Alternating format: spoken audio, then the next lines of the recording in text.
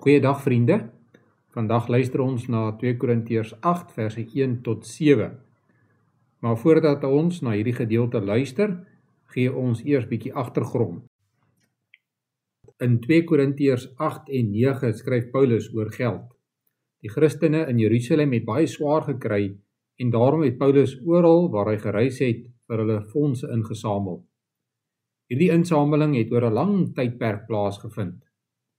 In 2 Korintiërs 8 vers 10 hoor ons dat hulle 'n jaar voor die skryf van hierdie brief reeds daarmee besig was. Dit kon nie anders nie, want om tussen al hierdie gemeentes te reis het baie tyd gevat. Paulus vertel van die gemeentes in Macedonië wat reeds 'n bydrae gegee het. Dit is die gemeentes in die omgewing van Filippi en nou wil hy ook die insameling in die omgewing van Korinte afhandel. Hierdie gedeeltes word baie keer gebruik in 'n preek wat oor kerkbydraes gaan. Dit is nie verkeerd nie, want al die beginsels wat hier genoem word, is op kerkbydraes van toepassing. Maar dit gaan hier oor meer.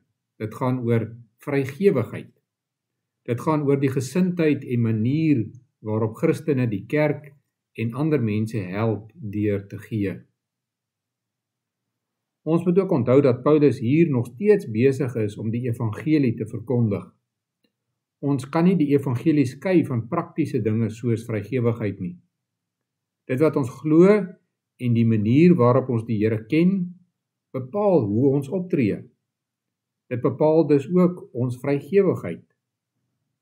In die volgende paar oordeenkings gaan ons na hierdie 2 hoofstukke kyk en ons gaan die volgende 4 vrae antwoord.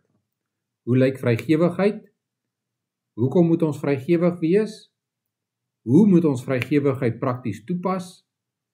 En wat gebeur wanneer ons vrygewig is? Kom ons kyk vandag na die eerste vraag.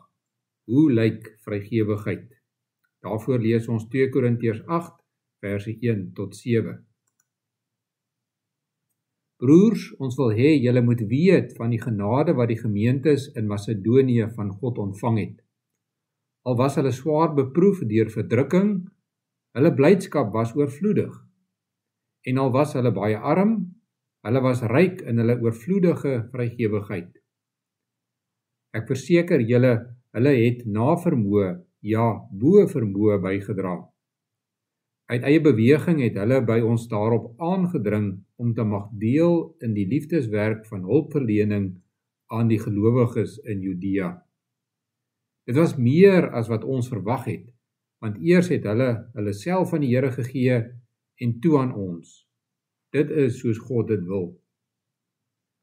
Daarom het ons vir Titus versoek om hierdie liefdeswerk, waarmee hy vroeër by julle begin het, nou ook te voltooi.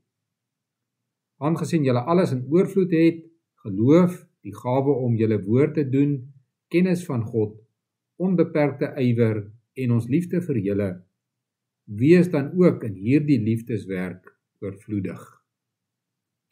Ons lees tot sover uit die woord van die Here.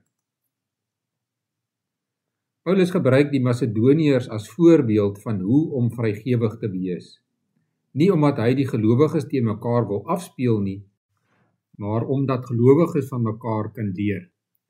Maar hy skryf nie, kyk hoe het die Macedoniërs dit gedoen, julle moet soos hulle maak, nie. Hy skryf, ons wil hê julle moet weet van die genade wat die gemeentes in Macedonië van God ontvang het. Paulus sê dus dat die Macedoniërs se vrygewigheid genade is. Hulle vrygewigheid is genade wat hulle van God ontvang het. Hoe werk dit? Gelowiges weet dat hulle redding en ook alles wat hulle is en het van God afkom. Dit is nie iets wat ons verdien nie. Ons kry dit verniet. Eintlik het ons net mooi die teenoorgestelde verdien. Maar deur Christus se kruisdood gee God aan ons al hierdie dinge.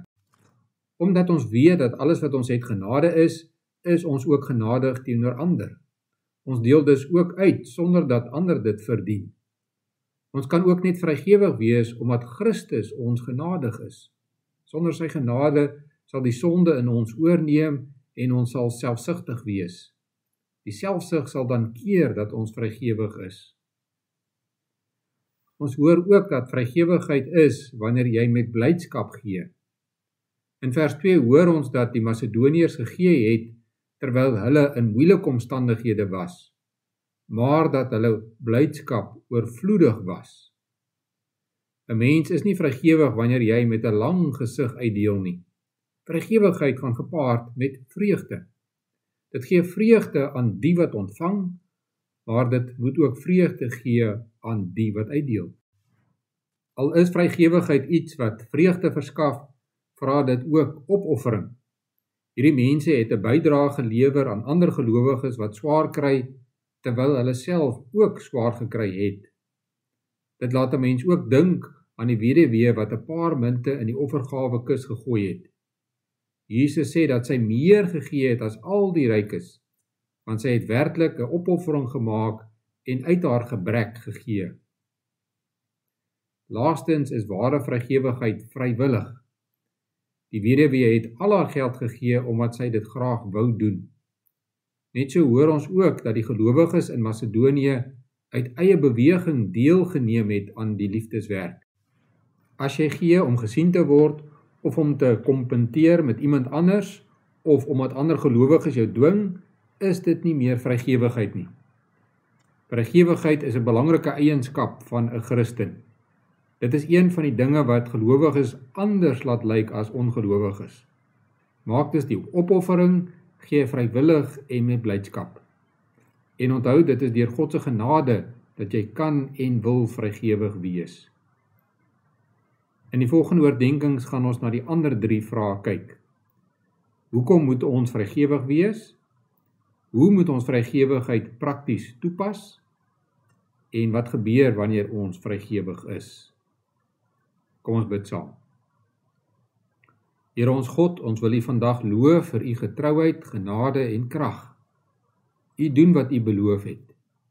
U het beloof dat Jesus Christus as redder gebore sal word, en dit het so gebeur. U het ook beloof dat die Heilige Gees op gelowiges uitgestort gaan word, en dit het so gebeur. Ons dank U vir U sorg in ons lewe, ons dank U vir lewensmiddele, vir kos, klere en 'n huis om in te bly. Ons dank U vir gesondheid en lewenskrag. U gee so baie vir ons. Leer ons om op die regte manier vrygewig te wees.